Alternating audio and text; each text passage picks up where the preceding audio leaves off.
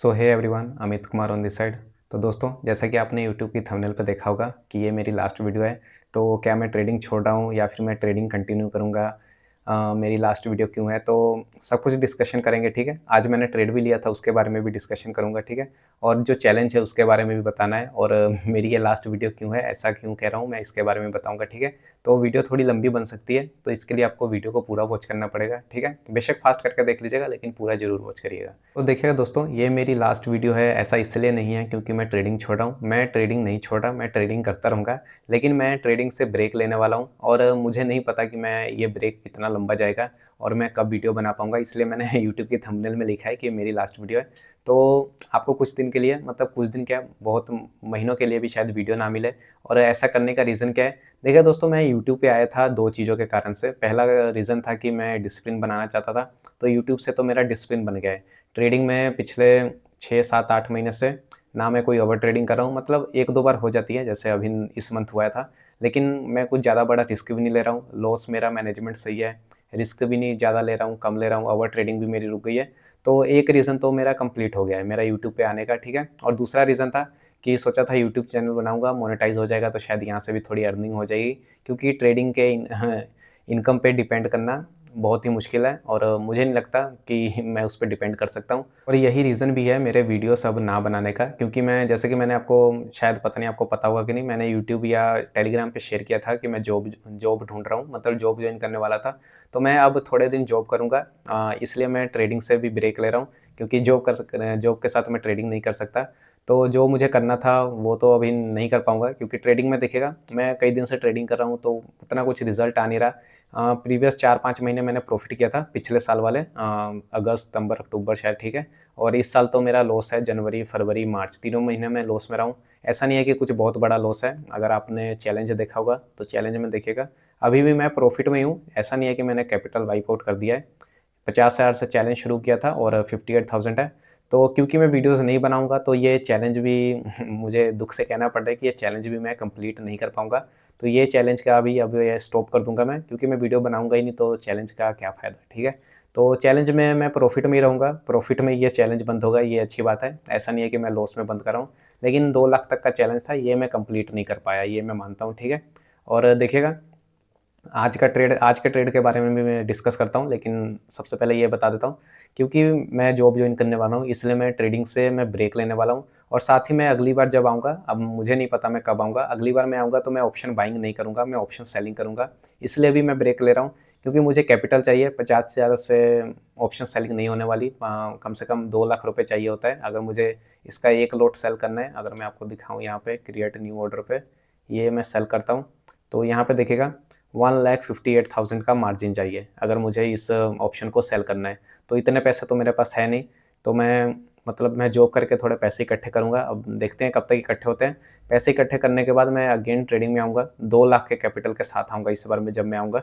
तो मुझे नहीं पता मैं कब आऊँगा, अगले महीने आऊँगा, नेक्स्ट मंथ आऊँगा या फिर अगले साल आऊँगा, ये मुझे कुछ नहीं पता, और बता भी नहीं सकता, ठीक है, कि मैं कब आऊँगा। इसलिए मैंने यूट्यूब पे लिखा है कि मेरी लास्ट वीडियो है। तो आप लोगों ने इतना मेरी वीडियोस को देखा, प्यार किया, उसके लिए बहुत-बहुत शुक्रिया। आपके कारण ही मैं डिसिप्लिन में आ पाया हूँ, क्योंकि नहीं तो मैं ओवर ट्रेडिंग करता था। आपके कमेंट्स से मैंने अपने आप को डिसिप्लिन में लाया। चलिए, एक प्रॉब्लम तो मेरी सॉल्व हो गई है, डिसिप्लिन में मैं आ चुका हूँ। अगली बार मैं जब ट्रेडिंग करने आऊँगा तो मैं और भी अच्छे से ट्रेडिंग करूँगा। लेकिन अभी के लिए मैं ट्रेडिंग से ब्रेक ले रहा हूँ, क्योंकि मुझे अब थोड़ा जो भी करना है, ट्रेडिंग पे डिपेंड करना बहुत ही मुश्किल है। ये तो आप मानेंगे ही। और मैं ट्रेडिंग ही करता था और कुछ नहीं करता था, लेकिन अब नहीं कर पाऊँगा, क्योंकि अब बहुत टाइम हो गया है। मुझे देखेंगे तो कोरोना के टाइम के बाद का हूँ मैं, 21, मतलब 5 साल होने वाले हैं। 2 साल तो चलिए मस्ती में निकाल दिए, लेकिन 2-3 साल तो मैंने सीरियस होके किया था, लेकिन उसमें भी कुछ रिज़ल्ट नहीं बना। 3 साल से तो मैं ब्रेक इवन हूँ, समझ सकते हैं। और लॉस भी हुआ है मेरा मार्केट में, उतना का ज़्यादा लॉस नहीं है, वो किसी और दिन बताऊँगा, ठीक है। तो ठीक है, यही था, यही कहना चाहता था मैं कि क्यों ये मेरी लास्ट वीडियो है, ठीक है। और तो कुछ है नहीं, और चैलेंज का मैंने अब आपको बता दिया। चैलेंज अब से, ये मेरी लास्ट वीडियो है तो चैलेंज बंद हो जाएगा। और जो मंथली पीएनएल रहेगा मार्च मंथ का, वो मैं आपको अभी बता देता हूँ। तो वो तो आपको पता ही है कि, चलिए मैं उसका वेरीफाइड लिंक ना आपको यूट्यूब पोस्ट सेक्शन में यहाँ पे शेयर कर दूँगा। या तो मैं अपने टेलीग्राम पे, या फिर ये पोस्ट सेक्शन है ना, यहाँ पे मैं कल या परसों शेयर कर दूँगा, क्योंकि आज भी मैंने ट्रेड लिया है ना, तो उसका भी अपडेट हो जाएगा। यहाँ पे शेयर कर दूँगा, 2 दिन से तो मैंने ट्रेड नहीं किया था, ठीक है? वो भी मैंने शेयर कर दिया था। देखिएगा मैंने 287 वीडियोज़ बनाई हैं तो बहुत कुछ सीखने को भी मिला है। 674 सब्सक्राइबर हैं, आप सभी का शुक्रिया इसके लिए, ठीक है। और जैसा कि मैंने मोटो रखा था बिकमिंग अ डिसिप्लिन ट्रेडर यहाँ पे एवरीडे, ये थंबनेल का, तो वो मोटो पूरा हो चुका है। एक चीज़ तो चलिए पूरी हो गई है कि मैं डिसिप्लिन आ चुका हूँ। इसलिए दोस्तों मैं कई दिन से ट्रेड नहीं ले पा रहा था, क्योंकि मैं जॉब क्या, वो फैमिली में ही है, तो अकाउंट्स का काम है, अकाउंट्स का, तो उसमें जाके मैं देखता हूँ कैसा रहता है। अभी तो मैं सीखूंगा, थोड़ा देखूंगा कैसे करना है, उसके बाद डिसीजन होगा, तो इसलिए थोड़ी प्रैक्टिस करनी है। इसलिए मैं वीडियोस नहीं बना पा रहा हूँ और थोड़ा बिजी चल रहा हूँ, ठीक है। और इसलिए मैं ट्रेडिंग भी नहीं कर पा रहा था प्रीवियस 2-3 दिन से, ठीक है। यही रीज़न था। और आज का तो मैं आपको पहले ट्रेड दिखा देता हूँ। आज मैंने एक ट्रेड दिया था, तो इसमें प्रॉफिट हुआ है, लेकिन देखिएगा टारगेट तो अचीव हो गया है। यहाँ पे देखिएगा ये मार्केट ने टारगेट दे दिया है, लेकिन बहुत देर बाद दिया है। और यहाँ पे देखिएगा मेरा एसएल हिट करके दिया है, यहाँ पे एसएल हिट हो जाता, लेकिन मैंने इस ट्रेड को यहाँ पे एग्जिट कर दिया था इस कैंडल में। जब ये स्ट्रॉन्ग रेड कैंडल बनी रिजेक्शन वाली 261 पे, मैंने एग्जिट कर दिया था। ऐसा क्यों किया था, इसका भी एक लॉजिकल रीज़न है, वो मैं आपको शेयर करता हूँ। क्योंकि अगर मैंने यहाँ पे ऑप्शन सेलिंग की होती ना दोस्तों, तो मेरा टारगेट आ गया होता। ऑप्शन बाइंग हर दिन करने के लिए नहीं है, ये मुझे अब समझ आ चुका है।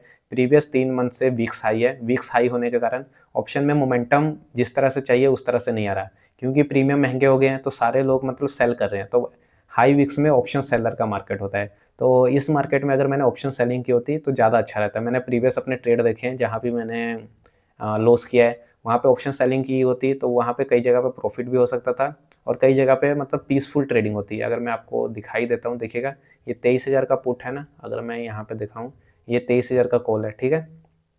और इसको मैं ओपन करता हूँ, तो यहाँ पे देखिएगा अब जहाँ पे मैंने वो ट्रेड लिया है, इसको मैं रिमूव करता हूँ। जैसे कि आपने देखा होगा मैंने उसको इस कैंडल में बाय किया है, मतलब इस टाइम पे मैंने पुट बाय किया था, ठीक है। और इसका एसएल देखिएगा, इसका हाई एसएल था, और 1:3 यहाँ पे अचीव हो गया है। इस कैंडल में मेरा टारगेट अचीव हो गया था इस कैंडल में। तो मैं आपको बगल में निफ्टी का भी चार्ट लगा देता हूँ। चलिए ये देखिएगा, ये प्रीमियम का चार्ट है, प्रीमियम में देखिएगा यहाँ पे मेरा कर्सर, आप मेरा कर्सर मैच करिएगा। इस कैंडल में मेरी एंट्री हुई है, इस कैंडल में, ठीक है। इस कैंडल में 10:45 पे, वहीं पे ऑप्शन सेलिंग, ये कॉल का चार्ट है, इस कैंडल में ऑप्शन सेलिंग करता मैं, ठीक है। हाई कैसल यहाँ पे भी लो कैसल रखा था, इस कैंडल का लो, ठीक है। लेकिन देखिएगा ऑप्शन सेलिंग में मेरा टारगेट यहाँ पे अचीव हो गया है, इस कैंडल में अचीव हो गया है 12-15। और पुट में देखिएगा 12-15 पे क्या हुआ है, पुट का चार्ट मेरे टारगेट तक गया ही नहीं है, मतलब वो नीचे ही है। ये देखिए, ये 12-15 की कैंडल है, ठीक है।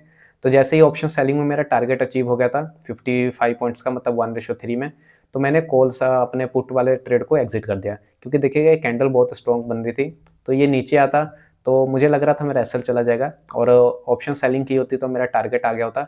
इसलिए मैंने इस ट्रेड को यहाँ पे एग्जिट कर दिया इस कैंडल में, ठीक है। तो यही रीज़न था क्यों मैंने इस ट्रेड को यहाँ पे एग्जिट कर दिया।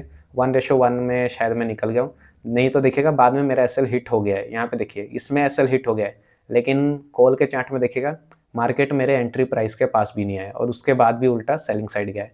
तो ऑप्शन सेलिंग करना मुझे ज़्यादा अच्छा लग रहा है। अगर करना भी है तो ऑप्शन बाइंग में वैसे ही प्रोबेबिलिटी लो ही रहती है एक तरह से क्योंकि उसमें डीके का भी फैक्टर रहता है। ऑप्शन सेलिंग करूँगा तो डीके भी मेरे साथ में रहेगा, तो उसके लिए कैपिटल चाहिए होगा। तो कैपिटल इकट्ठा करने के लिए थोड़ा काम वाम तो करना ही पड़ेगा। अब ऐसे ही पेरेंट्स से या किसी से भी मैं मांग के तो ट्रेडिंग नहीं कर सकता, तो मैं कैपिटल इकट्ठा करके आऊँगा और फिर मैं ट्रेडिंग करूँगा। तो मुझे नहीं पता मैं कब आऊँगा, तो अगर तो उसके लिए आप टेलीग्राम यूट्यूब सब्सक्राइब कर लीजिएगा। अगर आना हुआ तो मैं वहाँ अपडेट कर दूँगा, नहीं तो आप मेरा जो टेलीग्राम है इसको भी ज्वाइन कर सकते हैं, यहाँ पे भी मैं अपडेट दे दूँगा अगर कुछ हुआ तो, ठीक है। नहीं तो तब तो कोई बात ही नहीं, अगर कुछ नहीं हुआ तो यही सिंपल सा रीज़न था, इसलिए मैंने इस ट्रेड को एग्जिट कर दिया। और ऑर्डर्स में देखेंगे तो ये रही मेरी एंट्री, पुट की एंट्री थी 10:45 पे, और एग्जिट देखिएगा 12:24 पे। और ये रहा पोजीशन, वो तो आपने देख लिया, 1031 रुपये का प्रॉफिट है। 100 रुपये चार्जेस होंगे तो 1000 का प्रॉफिट है। प्रॉफिट अच्छा होता, लेकिन मार्केट में मूवमेंट आ नहीं रही थी। और जैसा कि आपने चार्ट देखा ही होगा मार्केट पुट साइड मूव ही नहीं किया है। तो इसको भी मैं, अब चलिए लास्ट दिन है तो इसको भी मैं लिख ही देता हूँ यहाँ पे। चलिए मैं प्रॉफिट करते हुए जा रहा हूँ, ऐसा नहीं है कि मैं लॉस करके जा रहा हूँ, ये भी थोड़ा ठीक है।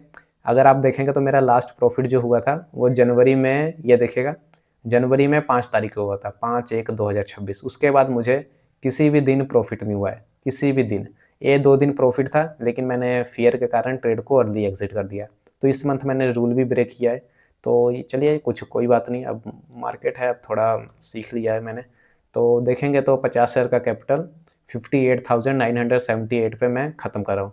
तो मंथली पीएनएल वीडियो नहीं आएगी, जैसे कि मैंने आपको कहा, उसका मैं पोस्ट सेक्शन में आपको अपडेट कर दूंगा, ठीक है, नहीं तो टेलीग्राम पे भी डाल दूंगा। नहीं तो आप यहाँ पे भी कैलकुलेट कर सकते हैं। अगर आप यहाँ पे देखेंगे तो कितना ही प्रॉफिट है मेरा, 2000 प्रॉफिट नहीं, ये 1000 ये माइनस हो जाएंगे, ठीक है, 2000 3000 4000, तो 4500 का मेरा लॉस होगा। और चार्जेस को भी जोड़ेंगे तो 5000 तक का लॉस होना चाहिए, ठीक है। 5000 तक का मेरा मार्च मंथ में लॉस होगा, वो मैंने आपको बता ही दिया। तो यही था दोस्तों, और कुछ था नहीं। और ट्रेड का लॉजिक भी मैं आपको बता देता हूँ, अब वीडियो लंबी बनी रही है तो मैंने आपको पहले ही बताया था। तो देखिएगा, सिंपल सा लॉजिक था ट्रेड लेने का। यहाँ पे मैंने बीच में कहीं भी ट्रेड नहीं लिया था, क्योंकि यहाँ पे मेरा कोई सेटअप उटअप कुछ नहीं था, ठीक है।